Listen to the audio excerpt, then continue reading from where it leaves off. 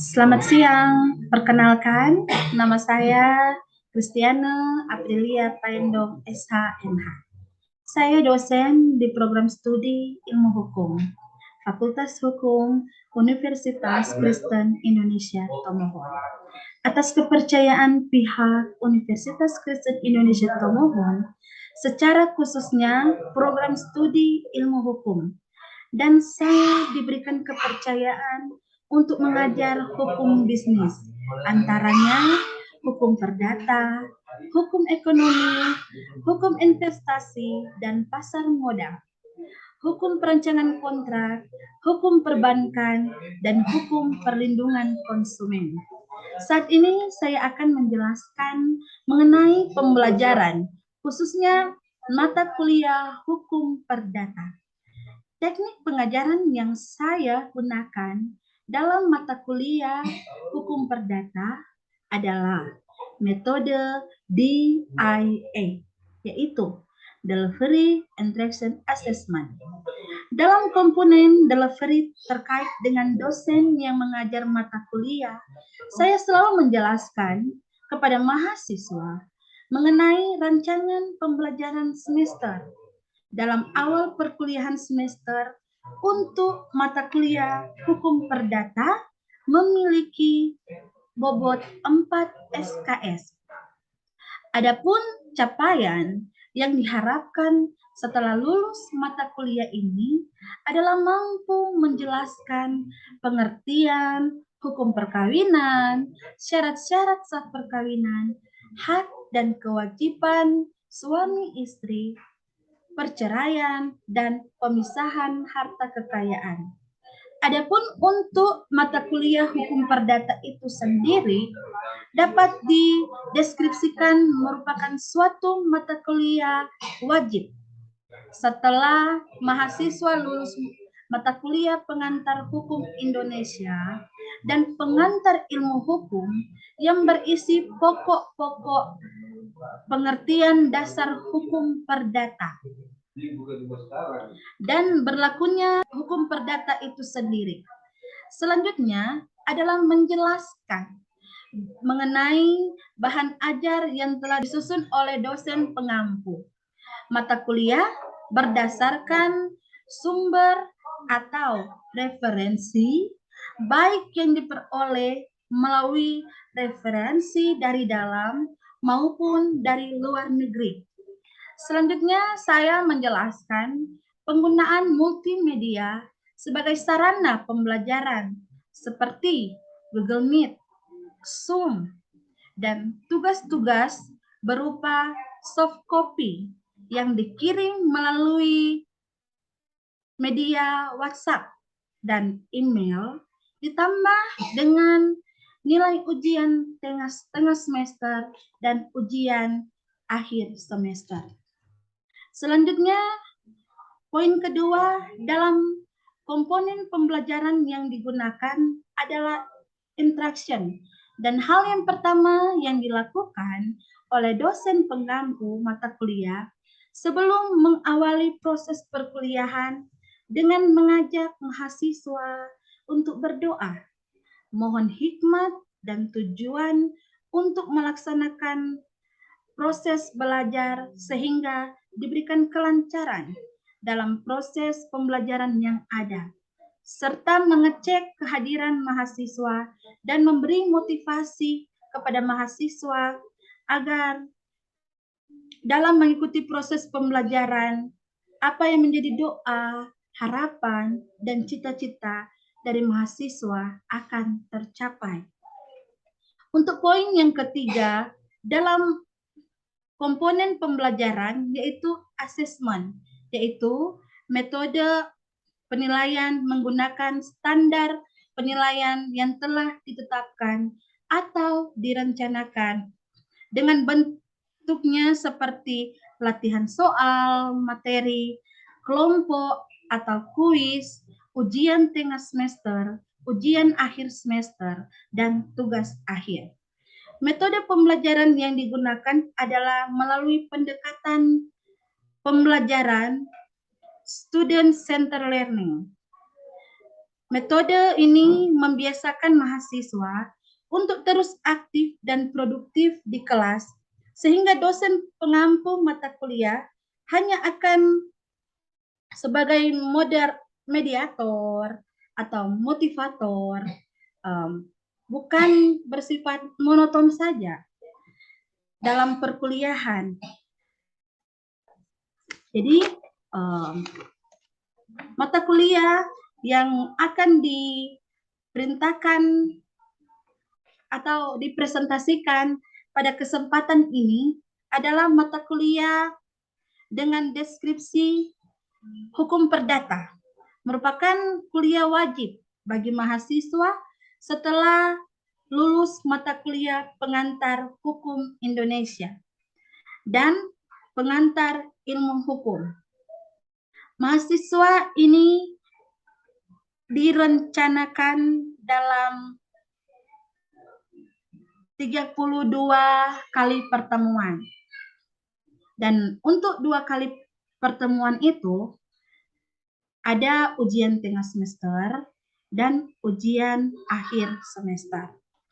Setiap pertemuan dalam tiap minggu mengacu kepada sub CPMK yang telah diatur atau direncanakan oleh dosen pengampu mata kuliah serta kemampuan akhir yang direncanakan sesuai dengan bahan, kajian, atau materi pembelajaran serta diatur yang juga metode pembelajaran, estimasi waktu, dan terakhir kriteria penilaian.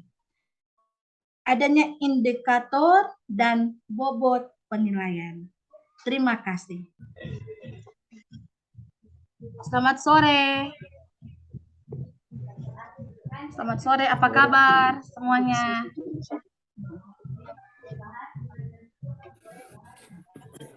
Apa kabar? Dapat dengar Encik Pesuara? Ada, Encik. Selamat sore, Encik. Kelas di sini. Oke. Baiklah, saat ini kita akan melanjutkan perkuliahan dengan mata kuliah hukum perdata dengan materi hukum perkawinan. Dan sub CPMK syarat-syarat sah perkawinan, hak dan kewajiban suami istri.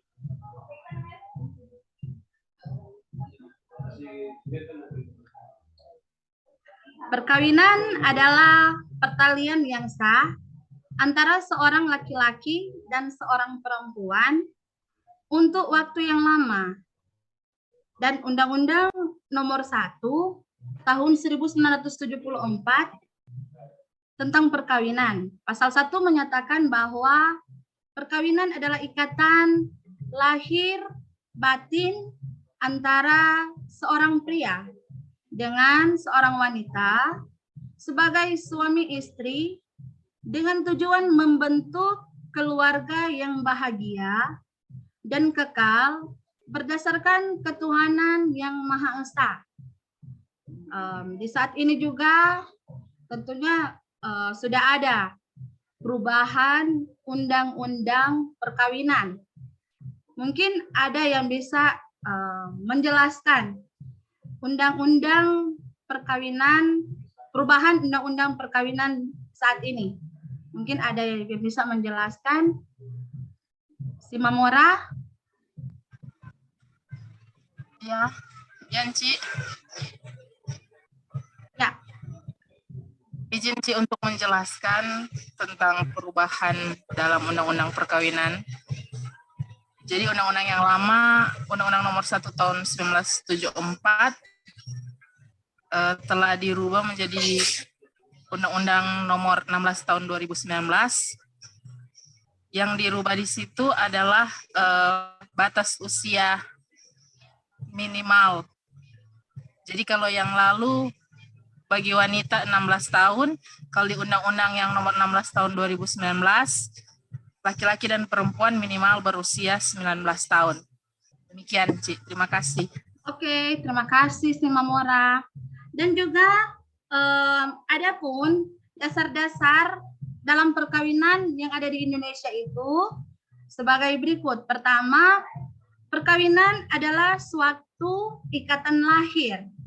Jadi maksudnya di sini perkawinan adalah suatu ikatan lahir, adalah suatu ikatan yang dapat disaksikan oleh anggota masyarakat bahwa benar-benar terjadi hubungan hukum antara seorang laki-laki dan seorang perempuan dari para pihak tersebut melakukan perikatan tentunya. Dalam arti laki-laki dan perempuan tersebut tidak dalam keadaan bebas. Dan tentunya harus berdasarkan ketentuan perundang-undangan, norma-norma, aturan hukum yang berlaku di dalam masyarakat. Dan yang kedua, perkawinan adalah suatu ikatan batin. Maksudnya di sini, suatu ikatan batin adalah mengandung paham bahwa secara batinia, laki-laki dan perempuan tersebut sebagai pasangan yang sepakat mengikatkan diri dalam satu perkawinan berdasarkan kehendak bebas dari keduanya. Dan tentunya tidak ada kekuasaan dari lainnya ataupun tidak ada paksaan, misalkan perjodohan karena orang tua A dan orang tua B, seperti itu. Dan yang ketiga, perkawinan adalah suatu ikatan antara seorang laki-laki dan seorang perempuan. Maksudnya adalah ikatan perkawinan hanya terjadi antara satu orang laki-laki dan satu orang perempuan. Ini mengandung paham bahwa undang-undang tidak mengenal prinsip poligami. Undang-undang tidak mengizinkan ikatan perkawinan antara sesama jenis kelamin. Mungkin ada yang tahu negara-negara mana yang melegalkan hubungan sesama jenis. Mungkin Gilbert tahu negara-negara yang melegalkan hubungan sesama jenis. Amerika. Ya, Amerika. Brasil. Belgia. Ya, Belgia, apalagi? Afrika Selatan, Kanada. Ya, Kanada, Afrika Serikat. Ya, jadi negara-negara itu yang melegalkan hubungan sesama jenis. Dan di sini ada syarat-syarat sahnya perkawinan dalam KUH Perdata. Untuk melaksanakan perkawinan yang sah, maka harus memenuhi syarat sahnya perkawinan, yaitu pertama, kedua pihak telah berumur sesuai dengan yang ditetapkan undang-undang, yaitu seorang laki-laki 18 tahun dan untuk perempuan 15 tahun. Dan juga yang kedua harus ada persetujuan dari kedua belah pihak. Dan yang ketiga, untuk seorang perempuan yang sudah pernah kawin harus lewat 300 hari. Sudah putusnya perkawinan. Dan yang keempat, tidak ada larangan dalam undang-undang bagi kedua belah pihak. Dan yang kelima, untuk pihak yang masih di bawah umur, harus ada izin dari orang tua atau walinya. Berikut, tentunya sebelum melangsungkan pernikahan atau perkawinan harus dilakukan terlebih dahulu, yaitu pemberitahuan. Jadi sebelum melakukan perkawinan yang lebih dahulu Mobeking itu pemberitahuan tentang kehendak akan kawin kepada pegawai pencatatan sipil, yaitu pegawai yang nantinya akan melangsungkan pernikahan. Dan yang kedua, pengumuman oleh pegawai tersebut tentang akan dilangsungkan pernikahan itu.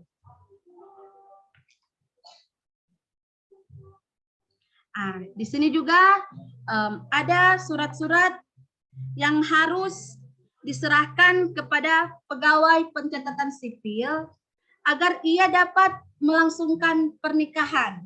Ialah pertama, surat kelahiran masing-masing pihak. Jadi pertama, surat kelahiran masing-masing pihak.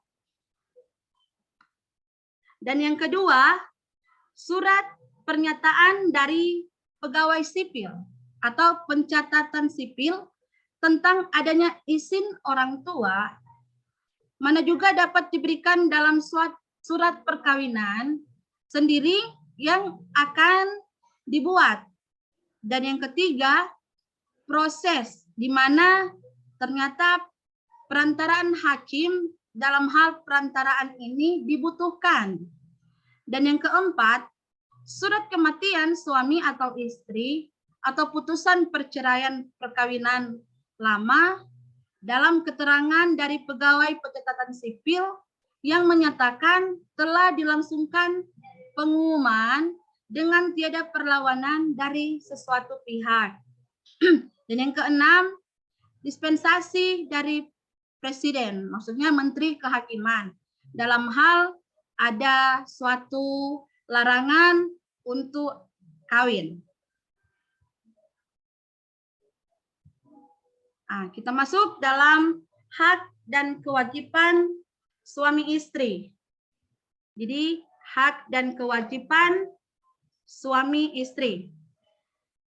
Menurut KUH Perdata, sejak adanya perkawinan, maka harta kekayaan suami istri, baik harta asal maupun harta bersama, sebagai suami dan istri menjadi bersatu, kecuali adanya perjanjian perkawinan.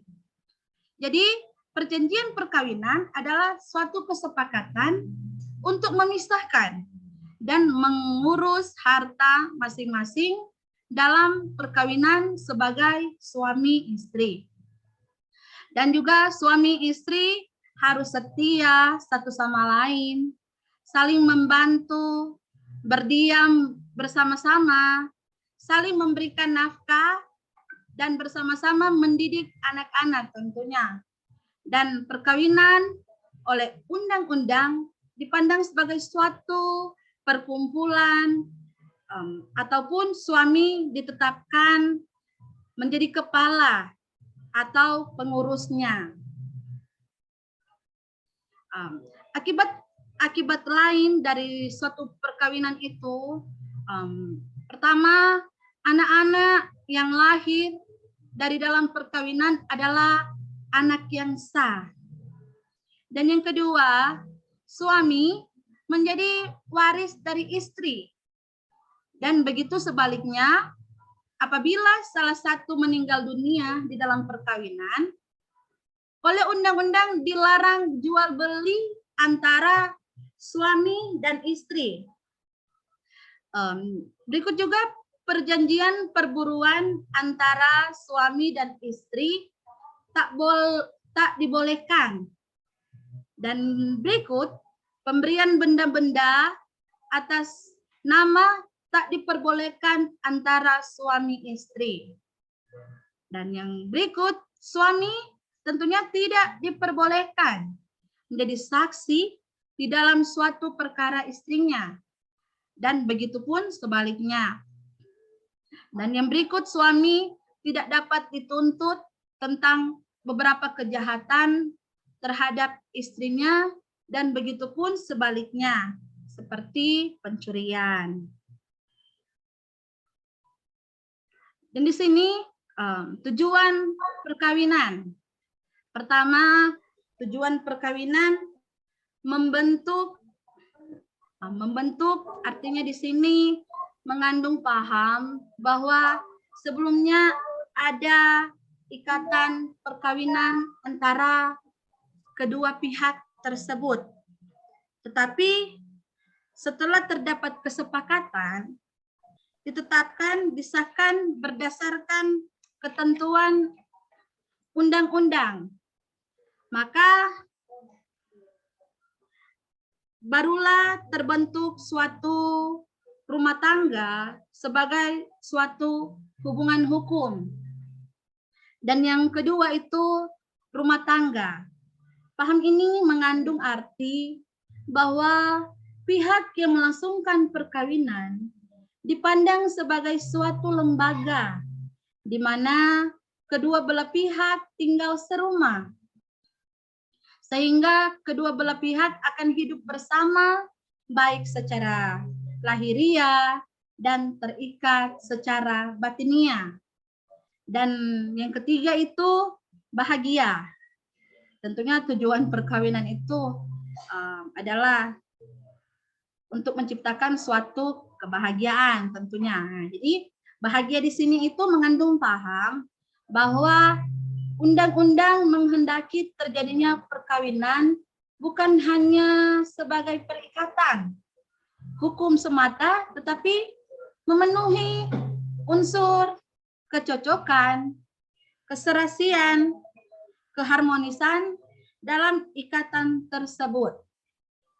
Dan yang terakhir, yang keempat itu adalah kekal, yang mengandung paham bahwa undang-undang tidak menghendaki perkawinan yang sementara saja atau dalam waktu yang pendek. Dapat juga dianggap bahwa perkawinan yang terjadi tersebut dibentuk menjadi rumah tangga yang kekal. Dalam arti kedua belah pihak harus berupaya mempertahankan lembaga perkawinan ini untuk menjadi rumah tangga yang kekal dan bertanggung jawab. Dan berikut juga ada syarat-syarat perkawinan. Syarat-syarat perkawinan itu pertama, perkawinan monogami. Maksudnya perkawinan monogami itu seperti apa? Ini juga mengandung paham bahwa undang-undang hanya menghendaki perkawinan antara satu orang laki-laki dan satu orang perempuan. Undang-undang ini juga tentunya tidak mengizinkan perkawinan poligami. Akan tetapi undang-undang selalu memberi jalan keluar apabila perkawinan tidak lagi memenuhi lagi tujuan perkawinan yang Encik sudah jelaskan tadi, tujuan perkawinan itu. Maka undang-undang memberi suatu kelonggaran untuk mengakhiri perkawinan melalui perceraian atau pemutusan hubungan hukum sebagai suami istri. Kalau itu sudah tidak ada lagi kecocokan antara rumah tangga, kecocokan dalam suatu membina hubungan rumah tangga dalam suatu perkawinan. Dan yang kedua, kesepakatan bahwa perkawinan dapat dilangsungkan apabila laki-laki dan perempuan yang akan menikah menyatakan secara lisan dan tertulis di hadapan pencatatan perkawinan, secara lisan dan tertulis juga bahwa kedua belah pihak sepakat untuk melangsungkan perkawinan. Paham ini mengandung maksud bahwa perkawinan dapat dilangsungkan apabila kedua belah pihak tidak berada di bawah tekanan, paksaan pihak lain, atau dengan kata lain atas kehendak bebas dari kedua belah pihak. Dan yang berikut itu usia. Jadi syarat-syarat perkawinan itu usia. Menetapkan bahwa perkawinan dapat dilakukan, dapat dilaksanakan apabila laki-laki berusia 19 tahun dan perempuan berusia 16 tahun. Dan berikut adalah izin dari orang tua. Izin orang tua di sini menetapkan bahwa bagi orang yang bermaksud melangsungkan perkawinan dan belum mencapai 21 tahun harus mendapatkan izin orang tua. Izin orang tua ini tentunya sangat penting karena ditinjau dari hukum perdata, maka anak yang belum cukup umur dianggap belum cakap hukum atau belum dewasa dan berada di bawah perwalian. Dan yang kelima, tidak terikat dalam perkawinan yang sah menurut undang-undang. Paham ini mengandung maksud bahwa perkawinan hanya dapat dilangsungkan apabila kedua belah pihak tidak terikat dalam satu hubungan perkawinan yang sah menurut Undang-Undang Nomor 1 Tahun 1974. Dan yang ke-6 itu seorang janda. Menetapkan bahwa seorang janda hanya dapat menikah apabila sudah memenuhi waktu tunggu. Waktu tunggu menurut Peraturan Pemerintah Nomor 9 Tahun 1975. Dan dalam pasal 39 ditetapkan bahwa waktu tunggu bagi perkawinan berakhir karena adanya suatu kematian. Sedangkan perkawinan yang berakhir karena perceraian, waktu tunggu dihitung sejak perceraian diputuskan. Pengadilan 90 hari terakhir bagi perempuan tentunya yang tidak mendapatkan haid. Bagi perempuan hamil yang menunggu sampai melahirkan.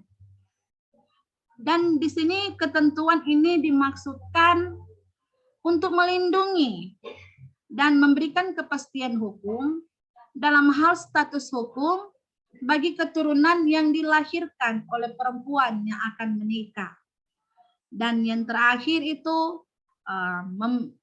syarat-syarat perkawinan tentunya harus memenuhi ketentuan-ketentuan. Dan ketentuan-ketentuan itu adalah tidak ada pencegahan dari pihak lain. Dan juga harus memenuhi syarat tidak berhubungan darah dalam garis keturunan. Maksudnya keturunan lurus ke atas, ke bawah, menyamping, semenda atau mertua, atau yang dilarang oleh agama. Sampai di sini ada pertanyaan? Diberikan kesempatan.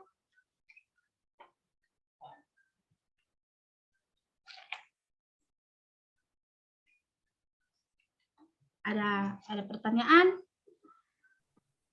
Ada, Ci. Ya. Si Mamora atau Natasha? Oh, si Mamora. Natasha. Oh, Natasha. Ya, Ci, izin pertanyaan, Ci. Ya. Ci boleh menjelaskan tujuan dari perkawinan? Terima kasih, Ci. Oke, terima kasih Natasha. Jadi tujuan perkawinan atau tujuan pernikahan itu tentunya setiap umat yang melakukan pernikahan pasti memiliki tujuan.